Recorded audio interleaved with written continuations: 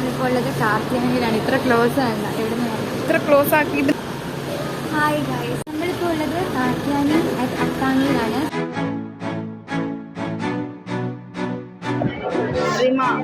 അങ്ങനെ 3 പറ ചോറ് തിന്നിട്ട് ഫുഡൊക്കെ കഴിച്ചു. നമ്മുടെ വയറ് നിറഞ്ഞു, മനസ്സും നിറഞ്ഞു.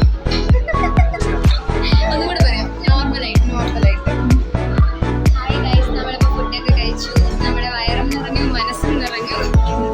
നേരത്തെ കുറച്ചുകൂടി നോർമൽ.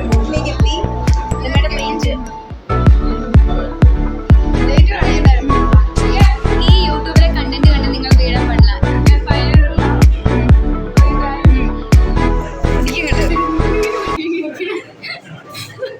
നമ്മുടെ ഫുഡൊക്കെ കഴിച്ചു.